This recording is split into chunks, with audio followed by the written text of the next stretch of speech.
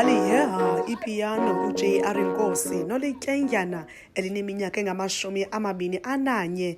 uJR uzifundise ukudlala ipiano eneminyaka emithandathu ubudala. Le ndoda yazalwa enobuthathaka bengqondo, i-Autism, ngolwasemzini. Umama wakhe uthi bamqaphela xa eneminyaka 2, ze iziphumo zoxilongo zafunyaniswa ngoogqirha xa eneminyaka 3. Abazali bakhe bamthengela ipiano njengesipho sakhe sokubhiyozela imini yakhe yokuzalwa ngethuba egqiba iminyaka 6. Kulapho wabonakalisa isakhono sakhe sokuthanda umculo nokudlala ipiano.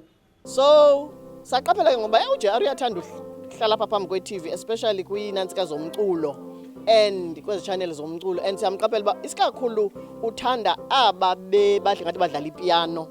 Saqoma tyhini ngathi uyayithanda ipiano kodwa yena. Saphela ke ngoJR simqonda nge-birthday yakhe xa ina-6, make simsurprise nje ke simbone nyani, samthengela la toyanyana nje yepiano.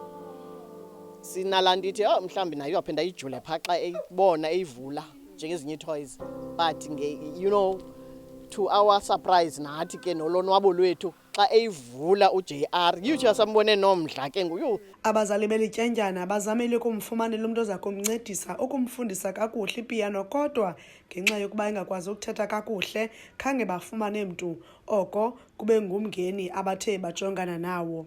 One day wathi njengoba emane ebukela pha eTV-ni ezingoma zakhe, sathi siserumini thina notata ke sava ke kudlala ingoma ye-Joy Celebration ethi thula wazi ndinguThixo.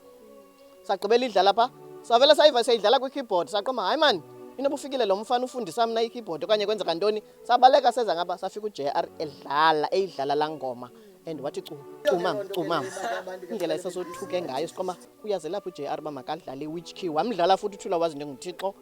Sabe siqale apho nam ndaqomba hayi ke unoba uThixo usinika imessage kwakule nto uba athi thula wazi ndinguThixo. uJR ibe ingoma yokuqala ayidlalayo.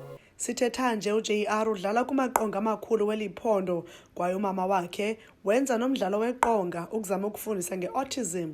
Kule minyaka 3 idlulileyo uJR ubambe iminyhadala nalapho kufundiswa khona nge-Autism, kwaye ngo-2019 wafumana iwonga i-Ovation Award. Kwiindaba ze-MPK ndingulumka Bekindawo eMonti.